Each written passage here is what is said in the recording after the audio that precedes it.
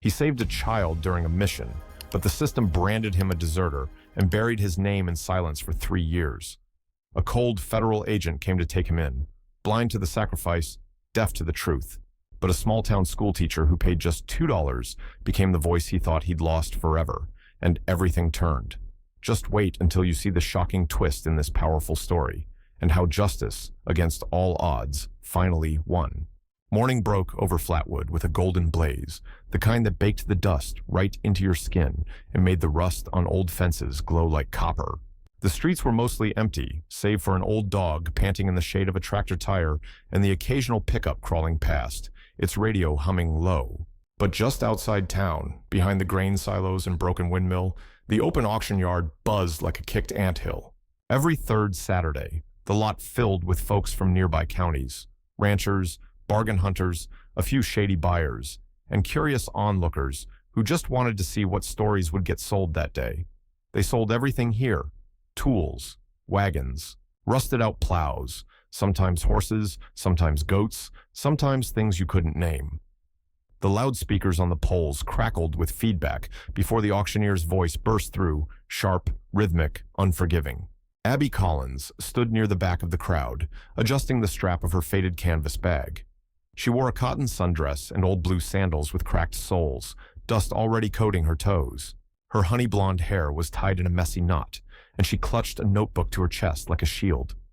People around her clutched folded bills, sipped from paper cups, murmured names of known dealers. She didn't belong here, not really, but she had a reason. A week ago, her grandmother had fallen in the garden and fractured a hip. The doctors said rest, but the farm didn't stop. Chickens still needed feeding, weeds still strangled the beans, and the fence out back was leaning like a drunkard in the wind. Abby taught second grade, didn't have much money, but she heard from a colleague that this auction sometimes offered laborers, temporary hands, work for boarding types, folks with nowhere to go and nothing to lose. She came hoping to find someone quiet, decent, maybe a little broken in by life, like the farmhouse she called home. The auctioneer tapped the mic twice. "Lot 93, he called out. "Tall fella, strong as an ox, no name, no words, no questions." 2 handlers brought him out. He towered over them, 6'5", maybe taller, and moved like a tree in chains. He wore a black hooded sweatshirt, dusty jeans tucked into old boots, and handcuffs that glinted under the sun. His face was hidden in shadow. His hands were bruised, knuckles scarred. But it was the way he held himself, head down, spine straight, that made Abby feel like the wind had shifted. "Used to be military, we heard," the auctioneer added with a smirk. "Went quiet a long time ago. Doesn't talk. Doesn't bite. At least not yet." A few chuckles rippled through the crowd. Someone behind Abby snorted. "Look at that. Busted cowboy. Probably couldn't follow orders." Another voice. "Bet he snapped. Looks like the kind that don't break loud, just deep." Abby looked closer. He wasn't shaking, but there was something strained in the way his fingers curled, tight, tense, as if holding back a tremor. His boots were worn smooth. One had a hole in the heel. "Who'll start me at $1? the auctioneer called. No hands rose. Silence. $1. $1 American dollar. Come on, folks. He can lift hay bales and keep coyotes out if nothing else. Might even scare off your in-laws." More laughter. Abby hesitated. Her heart pounded. She'd brought exactly $32 in her wallet, most of her grocery money for the week. But something about him felt like unfinished poetry, a sentence left mid-word. A man who had once had purpose, now sold by the pound. She raised her hand. $2, she said, almost too soft to hear. The auctioneer blinked. "We got 2. $2 for the mystery man. Any advance?" No one spoke. He banged the gavel. "Sold to the schoolteacher with the good heart and questionable judgment." The crowd chuckled. Someone clapped mockingly. Abby felt their eyes, but she didn't care. She stepped forward, clutching her receipt, ignoring the whispers trailing behind her. As she approached, the man didn't move. He kept his head bowed, the edge of his hood casting his face in shadow. His wrists twitched in the cuffs. Abby stopped a foot away. "You're not what they say," she said gently. "You're not a tool." No response. Her eyes lingered on his hands. One knuckle was split, dirt in the creases. No ring, no tattoo, just silence. She swallowed. What's your name? A pause. His chest rose once, sharp, restrained, but he said nothing. Still, something flickered behind the shadow of that hood. Not fear, not anger, something deeper. And Abby, just a woman in a sundress and old sandals, felt something move inside her. Because even if he couldn't say it, she already knew. He hadn't been bought. He'd been found. He didn't speak. Not the next day, not the day after that. A week passed, and still, not a single word crossed his lips. But silence wasn't the same as absence. He worked, from sunup to sundown, without complaint or pause. He mended broken fence posts with hands that moved like memory, fed chickens without needing to be asked, carried sacks of grain that made Abby's back ache just to look at them. He slept in the old barn, on a bed of hay and blankets she left there herself. No locks, no chains. Just trust, quietly offered and never rejected.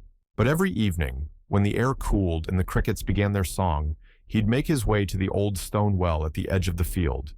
He'd sit on the edge, elbows on his knees, staring up at the darkening sky. His hood was usually down by then, though he still wore it most of the day. His face remained unreadable, jaw squared, brow low, eyes distant. He never flinched, never sighed, never smiled. But his gaze searched the stars, as if expecting them to answer a question buried too deep to say aloud. Abby watched from the porch those first few nights. She didn't want to intrude, but something about the image drew her in. This towering figure hunched beneath the open sky, as still as the scarecrow in her cornrows, yet twice as haunted. She started bringing him food, a slice of bread with jam, a bowl of stew, a thermos of coffee when nights turned cool. He never asked, but he always accepted.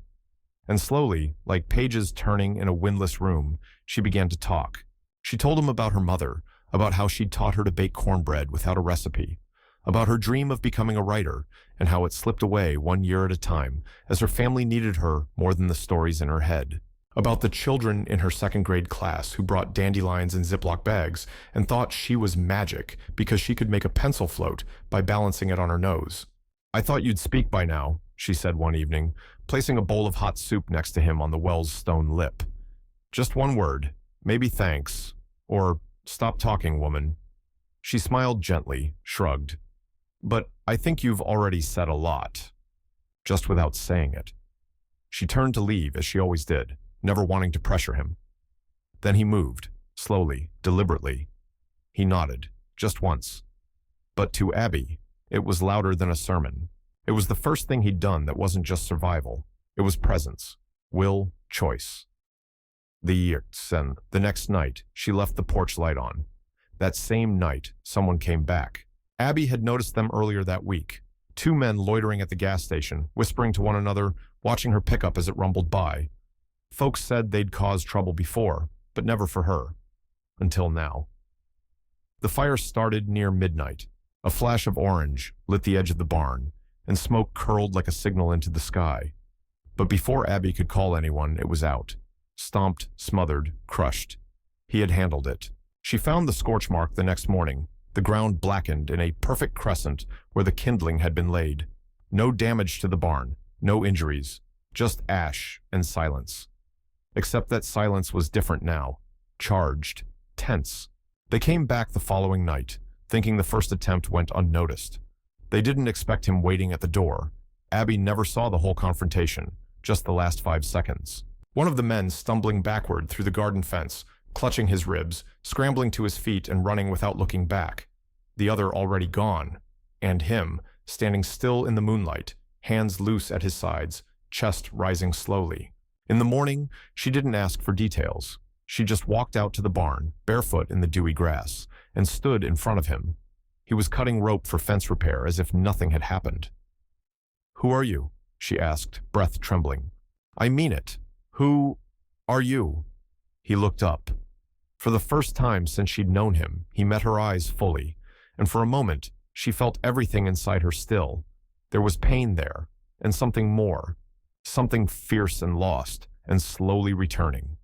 He parted his lips, voice gravelly with disuse. "My name is Weston Cade." 4 words, but they hit harder than thunder. The name hung in the air like smoke. It didn't belong to a stranger anymore. It belonged to a man with weight and past and purpose. It sounded like a name out of a Western novel, but she knew better. It was real, and it echoed through her chest, leaving her heart beating too fast for comfort. For the first time, she didn't see a silent shadow in a barn. She saw a soul, and it had a name. A week after the fire, Flatwood returned to its usual rhythm. Slow days, quiet evenings, the sound of crickets replacing conversation. But peace never lingers when the past is still chasing breath.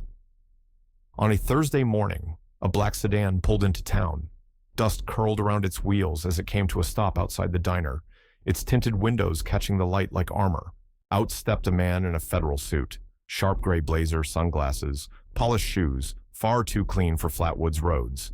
He carried a leather folder and moved like someone used to being obeyed. The townsfolk watched from behind curtains and coffee mugs. Outsiders didn't come here often. Outsiders in suits, never without purpose. By noon, he'd asked 3 people about a tall man working on a farm, a quiet one, kept to himself, wore a hood even in heat. Most shrugged, a few lied. But by dusk, he was standing on Abby's porch, holding a photograph in gloved fingers. Rain clouds gathered above them, low and bruised, as if the sky itself were holding its breath. "Miss Collins," he said calmly, "I believe you're harboring someone you don't fully understand." She didn't open the screen door. Her pulse had quickened the moment she saw him. The agent unfolded the photo and held it up. The image was slightly worn, black and white, likely printed from a military archive. In it stood Weston Cade, uniformed, expression grim, younger by several years, but unmistakably the same. Eyes like stone, shoulders squared. A name tag barely visible. Beneath the image, Sergeant Weston Cade, KIA, Kandahar 3 years ago. Abby stared at it, her breath catching. "That's not possible," she said. "It's fact," the agent replied, voice void of emotion. "His entire unit perished in a targeted bombing. Bodies recovered, except his, presumed dead, until now." She looked away. "So, what does that make him? A ghost?" The agent's jaw tensed. "No, Miss Collins. It makes him a deserter." The word hit harder than intended. She opened the door now, just far enough to step onto the porch. "He's not a deserter," she said. "He's broken. That's not the same thing." The agent raised an eyebrow. "Records say he disobeyed direct orders, left post, traveled into mountain territory without clearance, rescued a civilian child, yes, but by the time he returned, the strike had already happened. Guilt, trauma, he ran, vanished. And now, here." Abby swallowed, trying to process it all. "He saved someone. And for that, you're here to drag him back like a thief." "That's how protocol works," the agent replied. "I don't write it. I just carry it out." The silence that followed was thick. The rain hadn't started yet, but the wind carried its promise. That evening, the agent returned with a second car. This time, he didn't knock. He waited near the barn, while 2 officers stood beside the vehicle. Abby met them halfway across the yard, her breath shaky, but her steps firm. Inside the barn, Weston had already heard them, but he hadn't moved. She pushed open the barn door and found him sitting on the stool, rope in his hands, calm as always. "They're here," she said. He nodded, slowly rose. "No one will blame you if you don't go," she whispered. He looked at her, quiet. Abby stepped closer, her voice trembling but urgent. "You saved someone once. Do it again. Save yourself." Still, he said nothing. But when he stepped outside and saw the agent waiting under the storm-gray sky, his posture straightened. The years melted off his shoulders, replaced by something deeper than pride, resolve. He approached without resistance. The agent stepped forward, prepared to recite his rights. But before he could speak, Abby moved. She stepped between them, arms outstretched. "You don't get to reduce him to a line on a report," she said. "You don't get to erase what he did just because it didn't fit your schedule." "He chose exile," the agent answered, his tone unchanged. "He removed himself from the system. No one forced his hand." "No," she said, her voice low but sharp. You just left no place for men like him to return to." A long silence followed. Finally, Weston stepped forward. He placed a hand gently on her shoulder, moving her aside, not roughly, but with the weight of someone ready to bear his own consequences. He faced the agent, eyes unwavering. "I'll go," he said, voice low but steady. "Not because you're right. You're not." He turned his head slightly, gaze locking with Abby's. "But because she reminded me what it means to be a man again." The agent gestured to the car. Weston followed, but even as the doors closed behind him, Abby knew this wasn't an end. It was the beginning of something far greater than the labels written on paper. The trial lasted a month. 31 days of paperwork, court motions, long drives, and longer nights. Abby sold her car the same week Weston was taken, trading wheels for purpose. With the money, she hired a lawyer, an old friend of her mother's who still believed in lost causes. Then she wrote a petition by hand and passed it through town, through counties, online forums. One local paper ran a story, then another. Then a video surfaced. Abby standing outside the courthouse steps in a denim jacket, voice shaking, holding a photo of Weston in the field behind her grandmother's barn. "They say I bought a man for $2, she said in the video, eyes locked on the camera. "But the truth is, I found someone this world left behind, and I'm not giving up on him." The video went viral by the second week. Headlines followed: "The woman who bought a hero," "Silent soldier, loud injustice," and $2 redemption. It made people listen, made them care. When Weston finally appeared in court, the gallery was full. Reporters, veterans, strangers who'd driven across the state just to see the man everyone had an opinion about. They expected a ghost, a hardened recluse, a shell of what he once was. But the man who entered the courtroom wasn't just tall and quiet. He was composed. He wore a gray suit, clean-shaven, with a quiet gravity that made the room still before he even spoke. The judge glanced over the reports, the letters of support, the evidence from overseas. But it was Weston who silenced every voice in the room when he finally stood. "I am not a deserter," he said, voice firm even. "I made a choice. I broke from orders to save a child in the mountains. By the time I returned, my unit was gone, and so was my voice. For years, I believed I didn't deserve to be heard. But someone did hear me, even when I said nothing." He looked toward Abby in the crowd. Their eyes met. There was no drama in the moment, no tearful outburst, just something deep and steady that said, "I see you.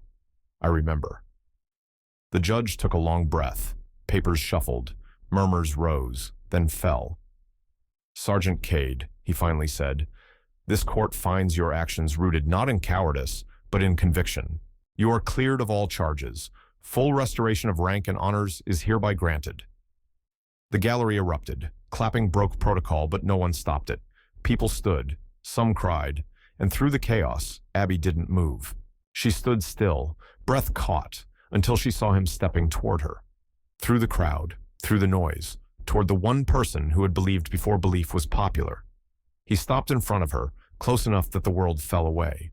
"You knew, didn't you?" she whispered, her hands gently finding his. He nodded once. "I knew one thing," he said softly. "Those $2 weren't a rescue. They were a beginning.